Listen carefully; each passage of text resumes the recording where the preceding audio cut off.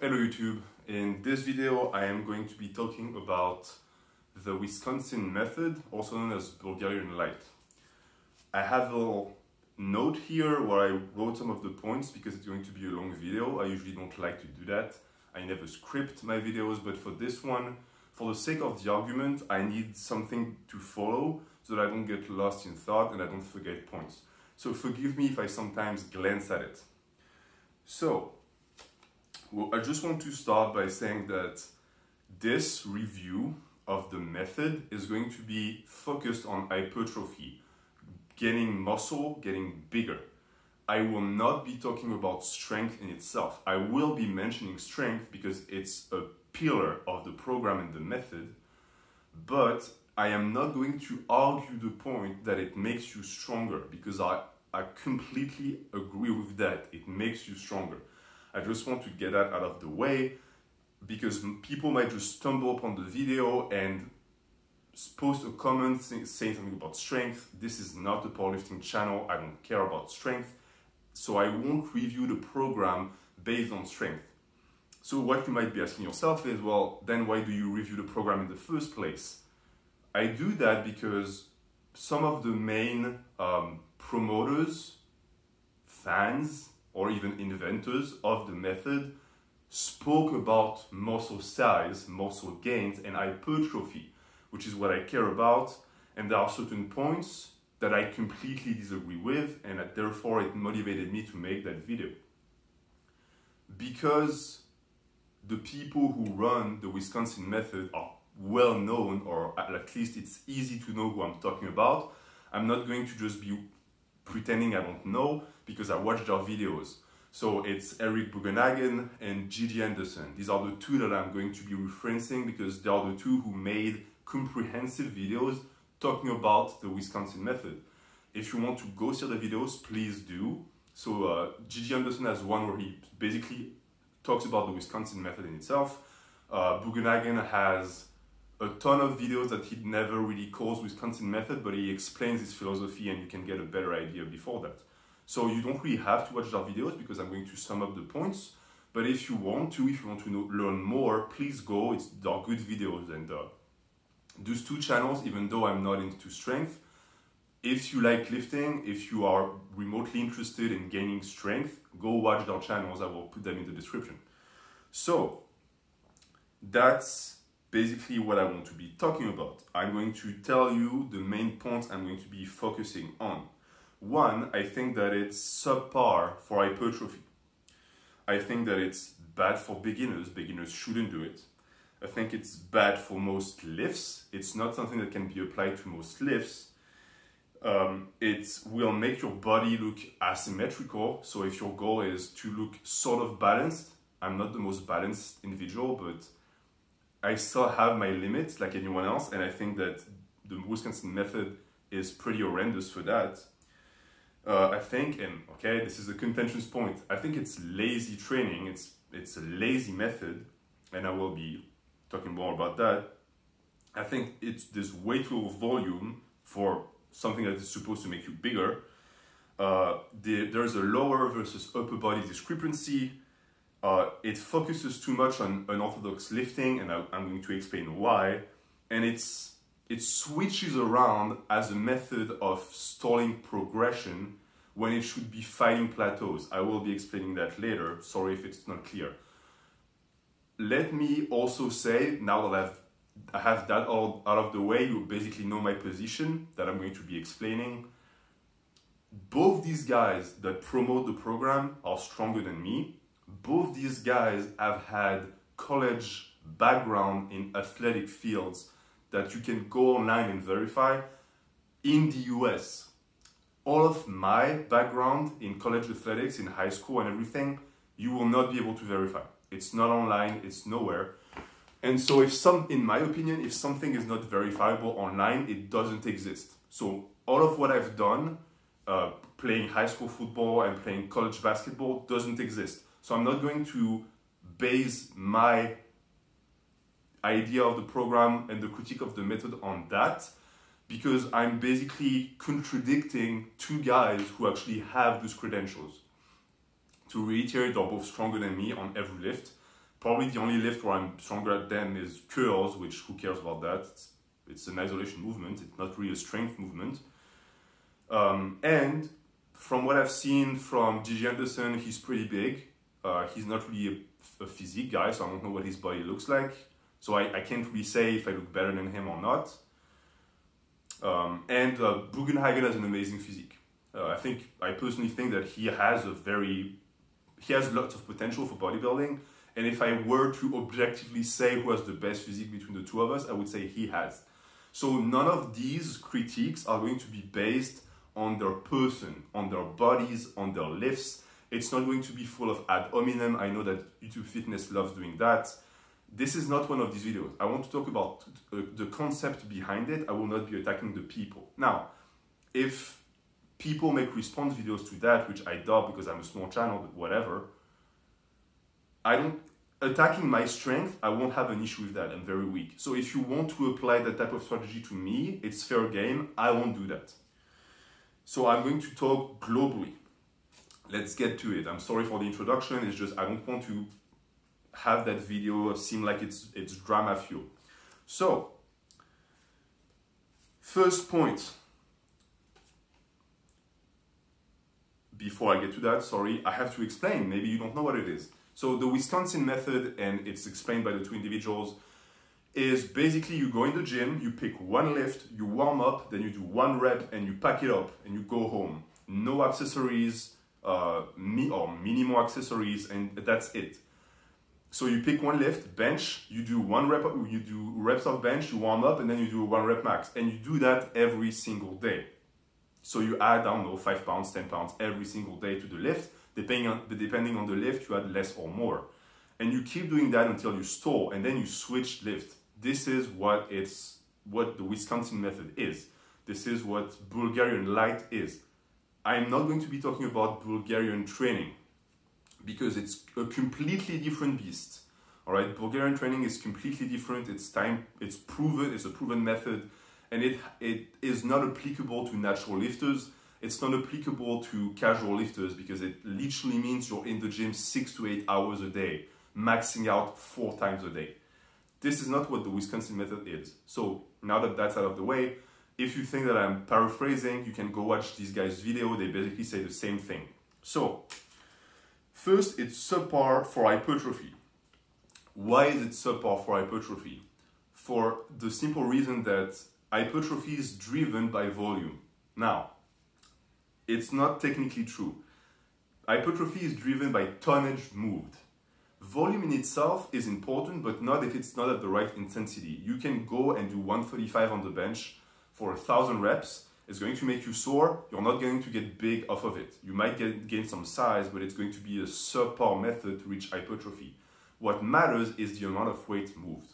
So for example, what's going to make your legs bigger is doing 315 for 10 by 5 rather than doing 365 by 5 for 3. Why? Because if you calculate the amount of pounds that you moved at the end of the session, yes, you had less weight on the bar on the first methodology, but at the end of the workout, you moved much, much more weight. And this is what makes you bigger. I am a prime example of that. Just go in my playlist if you want to look at my measurements and my body. I'm weak for my body parts. I have 26 inches legs. I can barely squat 375. How do you explain that? Well, the reason why is because I probably moved hundreds of thousands of pounds of weight doing squats because I always do volume. So this is the first point. It's a general point, but it's going to tie up to the rest of my argument later. It's bad for beginners. Why is it bad for beginners? Beginners do not have the neural pathways to perform lifts adequately. And by beginners, I mean anyone who's not at least a solid intermediate or doesn't have much experience in the gym. Telling a guy who has been deadlifting for maybe 6 months to a year to deadlift every day is asking for disaster because that guy's deadlift form is not owned. It's not good enough. And so any little quirk he has is going to get multiplied worse by the fact that he's going to be deadlifting 1 rep max every day. So form breakdown is going to occur, and he's going to repeat that bad form every day for his max rep, which is going to ingrain that movement pattern into his body. So you basically program the guy to be a bad deadlifter, maybe for the rest of his career. That's hyperbolic, but you get the gist of that. And the reason why I say that it's bad for beginners is because both of these guys have told noobs to do it. They sort of say, oh, don't do it if you're brand new, but for me, it's not just brand new. If you're not like a seasoned weightlifter, don't do it. It's not going to be worth it at this point in your lifting career. You're not going to get what you should be getting out of it, which is a well-rounded physique. Again, remember, we're talking about hypertrophy and physique here, not strength. And the reason why I said it's subpar for hypertrophy is because both these guys also have claimed that this method is going to make you bigger. And some of their claims also were attacking other programs with more fluff and puff, more volume, and different exercise. I mean, Bugenhagen has basically told that doing deadlifts, Wisconsin method style, every day, instead of a bunch of deadlifts and then a bunch of machines and then even the paper doesn't want to be in this video, and then a bunch of pull-ups, all of that would be less effective for hypertrophy than the Wisconsin method, which is why I disagree with that. Third point is it is bad for most lifts. What do I mean by that? Both these guys have used the example of the deadlift, so I'm going to use it as well. The deadlift is very taxing on the body, especially when you're a beginner. Most people will think, oh, well, you're brand new, so you pull less weight, it's less taxing. Well, you pull less weight with weaker muscles and a weaker CNS. So the level of taxation on your body is going to be the same. So it's going to be a lift that is not going to be repeatable every day at max intensity, especially if you have bad form. It's a one-way ticket to Snap City. And I think both these guys have realized, because I don't think they do conventional deadlift with the Wisconsin method. Now, you might argue, well, they both talk about different variations of the deadlift. Okay, that's very true. They talk about Jefferson, behind the back, all variations that are much easier than the conventional and put less strain on the lower back. My issue is that they never make it clear. From what I've seen in the video, and you can go back and watch Bugenhagen's video, he clearly is talking about the conventional deadlift. When he says, oh, if you put 200 pounds on your deadlift, you're going to get bigger. He's talking about a conventional, I'm pretty sure. This is horrible, terrible advice. So that's one. Even if you were... So for now, I'm basically arguing that it's not feasible. But even if you could do it, what type of gains are you going to get out of that? I'm going to talk about that later. I'm going ahead of myself. Other lifts where it's not feasible, bench press. Bench every day, 1 rep max, your shoulder is going to say bye-bye. And they know that too, because they talk about it. So that's another lift that's out of the way. Overhead press, maybe it's doable, but you're going to make such little gains because it's one of the hardest lifts to progress on, that at some point you're going to be down to micro plates. For some people, it's also very tough on the lower back, so they're going to suffer from that. So you're not going to get that insane progression that they're selling you. They're not selling anything. It's not that type of video, but it's not going to be as phenomenal as you might expect. So that's also out of the way. In a sense, the progression you're going to get is going to be a result of you rotating lifts all the time. I'm going to get back to that. It's going to be a long video. Other lifts that are out of the way. Certain types of rows. Unless you use straps, your grip is going to get fried because you're going to use your forearms to max intensity every day, so you're going to use straps. And with rows, my issue is that, yes, your upper body is very strong, but you're going to get to the point where you're going to start using your legs more and more because you're going to push for that PR. So any type of streak row is out of the way, which leaves you with what? Cheat rows. So you basically have cheat deadlifts, so easier deadlift styles, and cheat rows left. Basically, curls and everything, it's the overhead press discussion, it's out of the question. So you're going to do cheat curls. Okay, so we are left with a pool of lifts that is not at all what was presented at the start. It's not a method that is basically applicable to every single lift. The one lift where I won't contest, because it's basically 100% correct, and they both said it, is squats. Squats every day, it works. So I'm not going to argue about that. Question, and that we go back to the deadlift. What will your body look like? All right, so the argument is if you get 200 pounds on your deadlift, you're going to get a massive back. I disagree with that. You're going to get some parts of your body, of your back massive, most likely your posterior chain, so hamstrings, glutes, lower back. But for the rest, the traps and all of that, I don't think it's gonna be as phenomenal as you think it's gonna be. And we are all built differently. And depending on your strength, your strong points, some parts of your body are not going to change at all. Take my case. I have terrible lats. They're not really long, and they don't respond well to most pulls because I don't feel them at all, because my rhomboids and mid traps take over completely. So they never got work from deadlift. And if people are interested, I can make another video and show it later, but I have a picture of my back when I was deadlifting 520 pounds. My back looked like this. It was a fridge. I didn't have any lats or any width. It was basically like a board. So I was thick, but it looked terrible because all of the muscles that were developed by the deadlift were in the middle. And I ended up with a massive butt too, which I still have. I don't mind, but it's not the most aesthetic and pleasing physique. And it's certainly not going to develop all the muscles of the upper back the way they should be developed. So that's out of the way. And it will come back later, but because you only do one lift at a time, that part of your body is going to grow that much bigger. And you will see later in the video that there is a bias towards certain lifts because of the nature of the program that is going to make your body look a certain way. Let's see if that's the next point. No, it's not. But let's talk about that first. So discrepancy between lower body and upper body. I sort of talked about that with the worst lifts. You will clearly see that the Wisconsin method is tailored towards PRs. And with what lifts can you PR the most?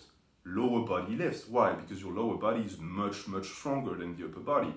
So because you want to run longer cycles and successful cycles of the method, you're going to use lower body lift. Squats, squat variations, lunges, deadlift variations, chili rows, all of that good stuff.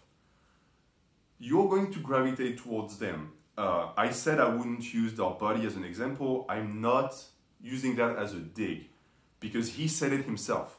Look at G.G. Andersen's history with Wisconsin method. He did much more lower body lifts than he did upper body lifts. What ended up happening is that, in my opinion, his lower body is much stronger and bigger than his upper body. If it's your look, go for it, man. I'm not criticizing that. I'm just saying, if people want to get into the Wisconsin method, they should know what's going to happen. Because if you get into that new PR mentality, you're going to gravitate towards lower body lifts. And eventually, the hypertrophy curve is going to be skewed towards lower body. The issue with this, it might be strange because you might have looked at my physique and said, well, what are you talking about? Your legs are massive and they're too big for your upper body. So what's up with that? Well, I'm trying to warn you because I fell for that too. I did way too many squats and deadlifts, and now I'm trying to balance it. And I'm lucky because I spent the first 5 years of my training skipping legs. So I still have a pretty big upper body and I have massive arms. So my limbs basically balance each other out. But for you, if you're a beginner and you just started, what is your body gonna look like? You're gonna get that frog physique with massive legs and then nothing to show for it up there. If strength is your thing, do that. But if you want to pursue hypertrophy and have an aesthetic physique, think about it before you run it. So that's basically what I wanted to talk about. It doesn't mean that Wisconsin method doesn't work with upper body lifts, but for the reason I explained, it's going to be much less efficient, shorter cycles, and therefore less gains. And the issue too is it's going to bastardize upper body lifts like the overhead press that's going to become a push press because you can use your legs so you can progress more, or the curl, the cheat curl that's going to be basically a clean with a supinated grip. It's cool, but I don't think it's going to do much for your bicep unless you do a slow negative, which is a great thing. But we're still talking about a positive that is basically a clean and doesn't really use the bicep. So you turned an upper body lift into something that ceased to be that. So, I'm sorry to having to get up like this. The light just goes off. It's a long video, I don't cut my video, I don't edit them. I'm trying to be as concise as possible here. So, this one. It's a lazy training regimen. All right, this one hurts a bit. And it might be a point of contention because it feels like I'm attacking the people who run it. Bugenhagen is a pro athlete. He's a massive hard worker. Andersen, from what I've heard, has a college background and he works out every day. He's a trainer. I'm not saying these guys are lazy. I'm saying the program and the method is. The method basically entails you're going to go to the gym once a day and spend 1 hour in there. To me, that's lazy. Some people might say, well, that's already more than what I do because at the end of the week, it's 7 hours. 7 hours is what I do in 3 days. At the end of the week, I work out between 12 to 15 hours. And this is where it gets ideological because some people will say, well, 15 hours in the gym is dumb, you're overtraining, it's stupid, or you're wasting your time. To them, I would say, look at my workouts. I superset everything, I never rest. It's 3 hours of work.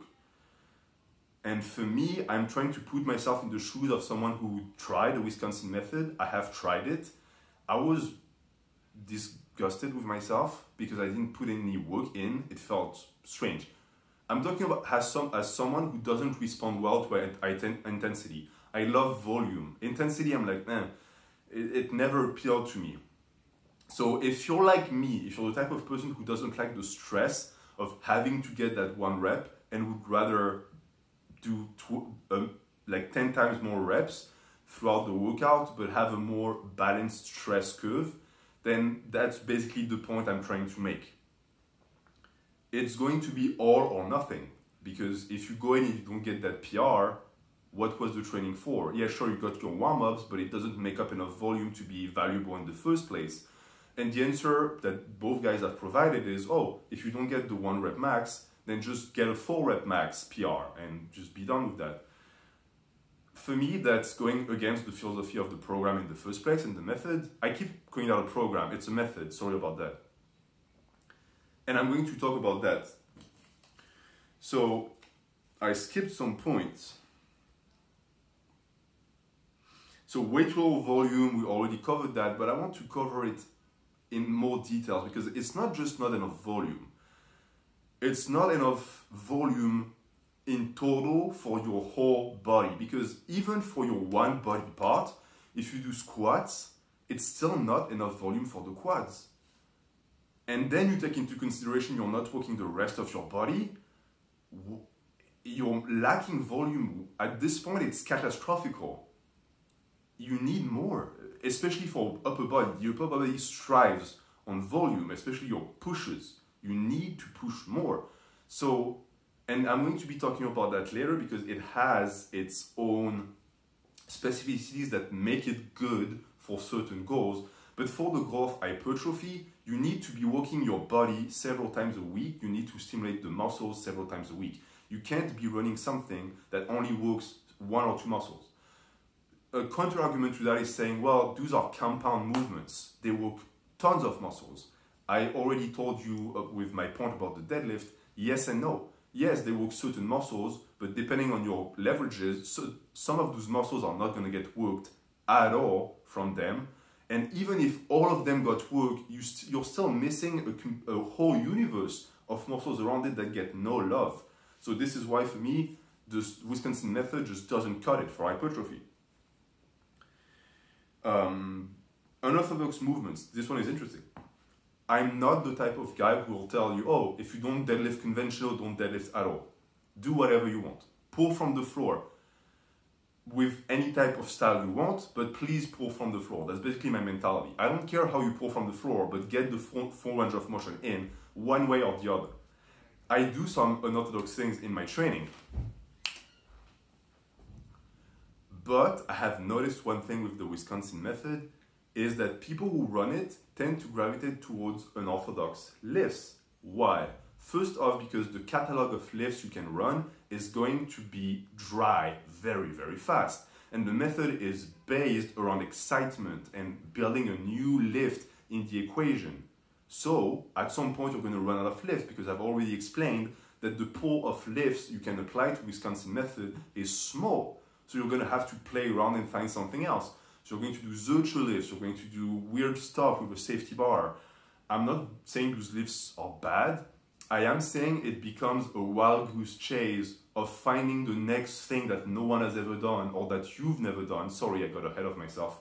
That you've never done so that it feels fresh. And then we're going to talk about the second part that I just implied, which is people who are going to start doing lifts that no one has ever done, no one cares about because no one know who they are, and then they're going to basically present that as a world record or PR. I am not saying that Bugenhagen or Andersen do that. I haven't seen them do that. I have seen other people in that community do that. Present a lift like, oh, look how strong I am. And then what I'm thinking is, well, you don't know if you're strong because you have no points of reference, because no one does that lift, because no one cares about that lift, because you just made it up. I do towel curls. I take a towel and I do curls. I don't write on the title, strongest towel curl in the world. You know why? Because no one does curls with towels. No one cares. If you do a reverse clean with an SSB and bends, it's not a world record because that lift is done. No one cares. This is the reason why you have a world record. Sorry to say that, but it doesn't matter. I'm getting a little bit out of the topic of hypertrophy here, but I had to say that because I've seen it so much. And I don't blame these people. If it's fun for them, have fun. But please accept the fact that the reason why you don't run that method with the front squat, for example, is because you would end up finding out that your strength on front squat at the end of the sequence is nothing special. And it probably doesn't feel good. Rant ended. So, what do I have left? Switcheroo. Yeah, I wrote that. All right. Why did I write that? Because I feel like the program, and I don't feel, both guys said it, it's tailored around the fact that once you stale, you move on. It's not a good way to drive progress. Because, especially for people who don't have that fire, I think the two guys that like the method and promote it have that fire. Most people are going to stall once and say, I'm done though, moving on. And the issue is that it's basically avoiding plateaus. So this is what happens when you plateau. You go up, up, up, and you plateau, and you have to find a way around it. This is what most people will do with the Wisconsin method. Plateau, all right, let's do another lift. Another plateau, another lift. You're not progressing. You're weaseling around progress. You're basically doing yo-yo training.